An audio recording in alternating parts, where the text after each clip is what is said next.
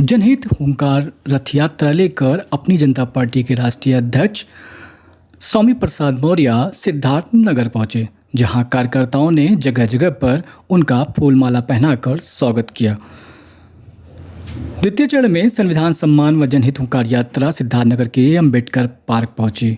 इस दौरान उन्होंने एक विशाल जनसभा को संबोधित किया। जनसभा को संबोधित करते हुए स्वामी प्रसाद मौर्य मौजूदा सरकार पर हमलावर दिखे। उन्होंने महंगाई, बेरोजगारी, भ्रष्टाचार जैसे मुद्दों पर सरकार को घेरा। सिद्धार्थनगर से संवाददाता नूर खान की रिपोर्ट। सड़क पर नमाज पढ़ने से तो सड़क तो समय में रुक जाती है। कांवरियों के सड़कों पर कब्जा कर लेने से और मूर्ति विसर्जन के जिसको डांस करते हुए बड़े बड़े गाजे बाजे के साथ जब चलते हैं तो समय भी सड़क जाम हो जाती है। इसलिए अगर नियम हो तो सबके लिए एक हो। धर्म के नाम पर किसी के लिए कुछ और किसी के लिए नियम कुछ और, ये नहीं चलेगा। इसीलिए संविधान सम्मान जनहित हुंकार यात्रा के माध्यम से मैं कुंभकर्णी नींद सोने वाली सरकार को जगाने के लिए भी निकला हूं और जनता के साथ हो रहे धोखे से उसको सावधान करने के लिए भी निकला हूं। आप सावधान हो जाओ। ये सरकार इस देश के नौजवानों के साथ धोखा कर रही है, आम जनता के साथ धोखा कर रही है, किसानों के साथ धोखा कर रही है, पढ़ने वाले छात्र छात्राओं के साथ धोखा कर रही है, मरीजों के साथ धोखा कर रही है। और यही नहीं, ये भारतीय संविधान के साथ भी धोखा कर रही है, ये आरक्षण के साथ खिलवाड़ कर रही है और बड़े पैमाने पर एससी, एसटी, ओबीसी, मुस्लिम माइनॉरिटीज के लोगों पर इस सरकार में जोर जाति अत्याचार बढ़ा। मकसद है और आज जो देश और प्रदेश में मौलिक समस्या है, बेरोजगारी, महंगाई, गरीबी, किसान समस्या, महंगी शिक्षा, अस्पतालों से दवा का नदारद होना, छुट्टा जानवरों के द्वारा फसल चौपट कर देना, अनुसूचित जात, अनुसूचित जनजात, पिछड़े वर्गों का आरक्षण शून्य निष्प्रभावी कर देना, एससी, एसटी, ओबीसी, माइनॉरिटीज, मुस्लिम समाज पर जाति और धार्मिक दुर्भावना से ग्रसित होकर के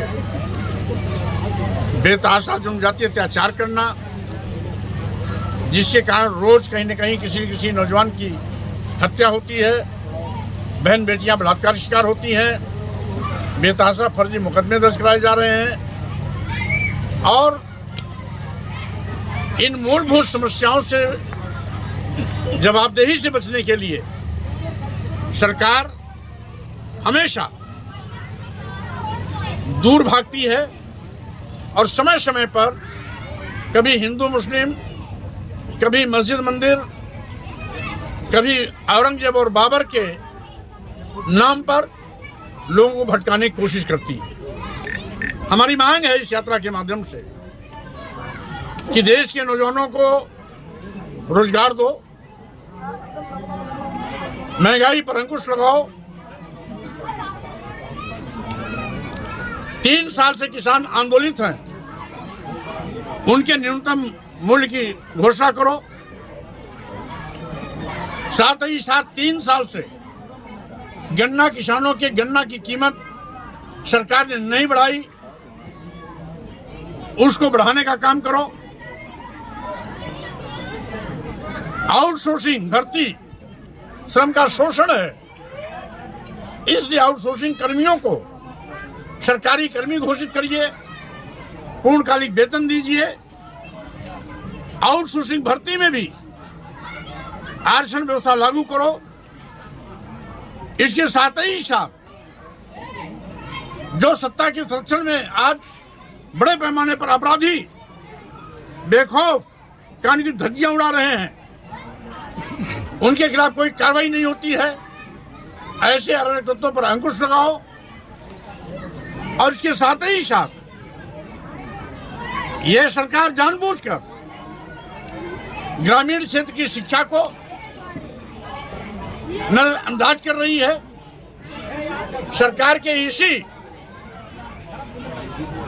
अवहेलनात्मक नजरिए का देन है कि 27,000 प्राथमिक विद्यालय उत्तर प्रदेश में बंद हो गए। महंगी शिक्षा से गांव, गरीब, मजदूर, किसान के बेटे बेटियों को उच्च शिक्षा से वंचित करने की साजिश चल रही है। इन सभी मुद्दों पर चर्चा न हो, इसलिए सरकार अपनी जवाबदेही से बचने के लिए देश और प्रदेश के लोगों को गुमराह कर उनका ध्यान भटकाने की कोशिश में लगी रहती है।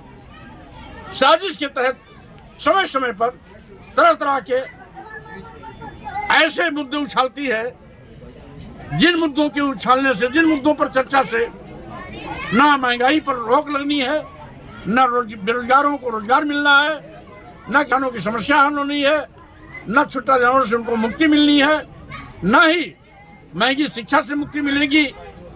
और साथ ही साथ बड़े पैमाने पर सरकारी संस्थान प्रतिष्ठान आज बेचे जा रहे हैं। देश के सभी बंदरगाह बेच दिए गए, एयरपोर्ट बेच दिए गए, एयर इंडिया बेच दिया गया, सभी रेलवे स्टेशन बेच दिए गए, कई दर्जन ट्रेनें बेच दी गई, LIC जैसी बड़ी संस्था बेच दी गई।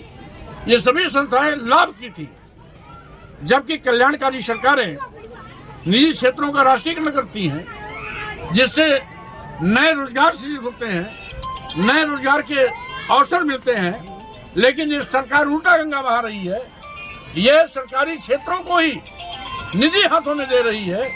तो स्वाभाविक रूप से सरकार इस देश को लूटने में लगी है और देश के नौजवानों, किसानों, मजदूरों, गरीबों, महिलाओं के साथ धोखा कर रही है, छात्रों छात्राओं के साथ धोखा कर रही है, उनको उनके मौलिक अधिकारों से वंचित करने की कोशिश कर रही है। इसीलिए मैं इस यात्रा के माध्यम से प्रदेश और देश की जनता को सावधान भी कर रहा हूं और ये गूंगी बहरी अंधी कुंभकर्णी नींद सोने वाली भाजपा सरकार को जगाने का भी काम कर रहा हूं। 2027 नजदीक है, आपकी अपनी पार्टी कितने सीटों पर चुनाव लड़ेगी, क्या योजना है? अभी तो हम इन मुद्दों पर सरकार के काले कारनामों को जन जन तक पहुंचाने का काम कर रहे हैं। रही बात 2027 का, तो हम अपने बलबूते पर सभी 403 विधानसभाओं पर लड़ने की भी तैयारी में हैं।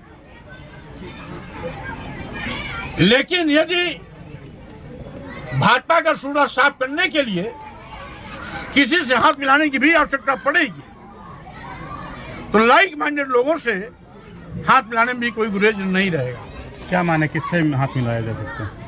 यह तत्कालीन परिस्थितियों में प्रवेश में सोचा जाएगा, लेकिन जो वैचारिकी से तालमेल खाता होगा, प्राथमिकता उसको मिलेगी।